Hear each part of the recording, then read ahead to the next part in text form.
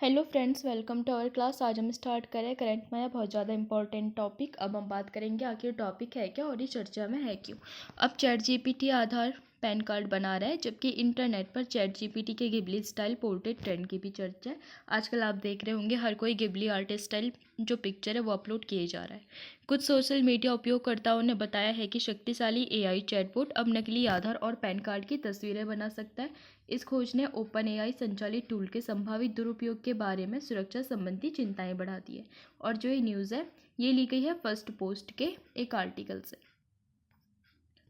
अब हम बात करेंगे चैट जीपीटी फर्जी सरकारी आईडी बना रहा है कैसे और कहां पे इसका हमको पहला प्रूफ मिला था।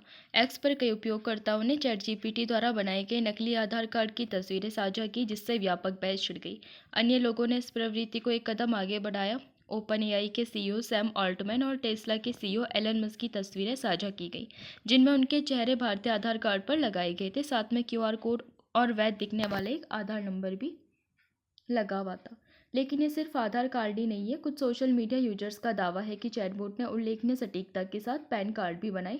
आधार कार्ड भारतीय विशिष्ट पहचान प्राधिकरण UIDAI द्वारा जारी किए जाते हैं, जबकि पैन कार्ड आयकर विभाग द्वारा प्रदान किए जाते हैं। लेकिन कहीं ना कहीं जैसे जो ओपन एआई है उसके दुरुपयोग से अब ओपन एआई के माध्यम से भी फर्जी बनाया जा रहा है। एक यूजर ने चेतावनी देते हुए कहा कि चैट जीपीटी तुरंत नकली आधार और पैन कार्ड बना रहा है, जो एक गंभीर सुरक्षा जोखिम है, क्योंकि कहीं ना कहीं किसी और की आइडेंटिटी के साथ भी वो छेड़खानी हो सकती है और कहीं ना कहीं इसका कुछ मिसयूज़ भी हो सकता है, या फिर डेटा का हेरफेर करने में भी उस चीज़ का यूज हो सकता है। यही कारण है कि एआई को एक निश्चित सीमा तक विनियमित किया जाना चाहिए। नई जोखिम। ये प्रगति एआई को विस्तृत प्राकृतिक भाषा निर्देशों का अधिक प्रभावी ढंग से पालन करने की अनुमति देती है, जिससे अत्यधिक सूक्ष्म और सटीक दृश्य उत्पन्न होते हैं। हालांकि ओपन एआई ने स्वीकार किया है कि ये नई तकनीक अधिक जोखिम भी लाती है। एआई नैतिक चिंताओं को जन्म देती है, जैसे एल्गोरिथम में पूर्वाग्रह की संभावना, गोपनीयता का हनन तथा स्वायत्त निर्णय लेने वाली प्रणालियों के नैतिक निहितार्थ आदि से संबंधित कुछ समस्याएं हो सकती है। इसके अलावा पक्षतापूर्ण या अपूर्ण डेटा गलत परिणाम दे सकता है, क्योंकि कोई इंसान ही उस चीज़ को रेगुलेट कर रहा है तो कहीं ना कहीं वो अपने फ़ायदे के लिए उस चीज़ को यूज़ कर सकता है, या फिर निर्णय लेने में मौजूदा पूर्वाग्रह को मजबूत कर सकता है जो कि पहले से बने हुए होंगे। एआई सिस्टम साइबर हमलों और शोषण के प्रति संवेदनशील हो सकते हैं, क्योंकि कहीं ना कहीं जब आजकल साइबर हमलों का जो टाइम चल रहा है तो बहुत ही बुरा दौर चल रहा है, तो कहीं ना कहीं एआई सिस्टम इन चीज़ों को और भी ज़्यादा बढ़ा सकता है। दुर्भावनापूर्ण अभिनेता एआई एल्गोरिथम में हेरफेर कर सकते हैं या एआई संचालित उपकरणों का उपयोग नापाक उद्देश्य के लिए कर सकते हैं, जिससे सुरक्षा जोखिम भी पैदा हो सकता है। अगर ये गलत हाथों में पड़ गया तो कहीं ना कहीं राष्ट्रीय सुरक्षा भी इससे खतरे में पड़ सकती है। उचित मानवीय निरीक्षण या आलोचनात्मक मूल्यांकन के बिना एआई पर आंख मूंद कर भरोसा करने से त्रुटियां या फिर गलत निर्णय हो सकते हैं, खासकर तब जब एआई प्रणाली अपरिचित या फिर अप्रत्याशित स्थितियों का सामना करती है। और इसके अलावा जैसे पारदर्शिता का अभाव और ब्लैक बॉक्स समस्या भी हमको इसमें देखने को मिलती है। धोखाधड़ी से कैसे बचें, इसके भी कुछ उपाय हैं। पहला कदम, पहचान पत्र पर पासपोर्ट आकार की जो छवि है उसकी जांच करना है। एआई द्वारा उत्पन्न छवियां भले ही मूल फोटो से ली गई है, उनमें सूक्ष्म अंतर हो सकता है कि आंखों में जो आइरस का कलर है वो चेंज हो गया हो, या लिप्स में थोड़ा सा चेंज हो गया हो, या फिर उनके फेस में ही थोड़ा चेंज देखने को मिल सकता है। कुछ मामलों में नकली आधार कार्ड पर तस्वीर मूल रूप से अपलोड की गई तस्वीर से बिल्कुल भी अलग हो सकती है। इसके बाद असली और नकली आधार कार्ड पर इस्तेमाल किए गए हिंदी और अंग्रेजी फ़ॉन्ट की तुलना करें। एआई द्वारा तैयार किए गए वर्जन में टाइपोग्राफी में भी थोड़ा सा अंतर हो सकता है।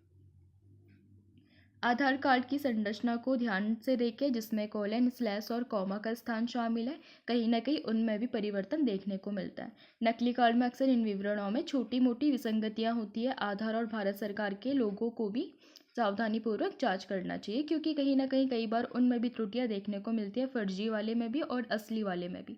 एआई द्वारा निर्मित संस्करणों में डिज़ाइन, स्पेसिंग या स्पष्टता में भी असंगतता हो सकता है कि उसके डिजाइन में थोड़ा सा डिफरेंस आ जाए, या फिर जहाँ पे जितना स्पेस दिया है वर्ड्स के बीच में उनके बीच में थोड़ा डिफरेंस आ जाए, या फिर स्पष्टता में भी असंगतता देखने को मिलती है। अंत में सत्यापित करें कि आधार कार्ड पर क्यूआर कोड मौजूद है या फिर नहीं है, या फिर वो मैच कर भी रहा है या फिर नहीं कर रहा है। अगर ऐसा है तो उसकी प्रामाणिकता की जांच करने के लिए इसे स्कैन भी आप कर सकते हैं। आप UIDAI की आधिकारिक वेबसाइट या फिर माई आधार पर जाकर भी आधार कार्ड को ऑनलाइन सत्यापित कर सकते हैं। यदि आधार नंबर नकली है तो वेबसाइट आपको एक वैध नंबर दर्ज करने के लिए कहेगी और आगे की कार्रवाई को रोक देगी। यदि कार्ड असली है तो एक नया पेज दिखाई देगा जिसमें लिखा होगा दर्ज किया गया आधार नंबर मौजूद है, तो आधार का सत्यापन पूरा हो जाएगा, यानी कि वो फेक नहीं है।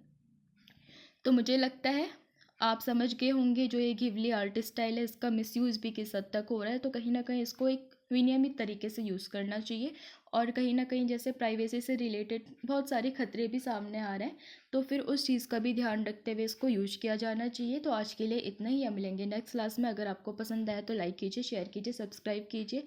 अगर आप ऐसे ही कंटेंट और चाहते हैं तो आप टेलीग्राम चैनल को ज्वाइन कर सकते हैं जो डिस्क्रिप्शन में मिल जाएगा, और क्लासेस अपडेट भी आपको वहाँ पे मिलेगी एंड साथ ही साथ PDF भी मिल जाएगी।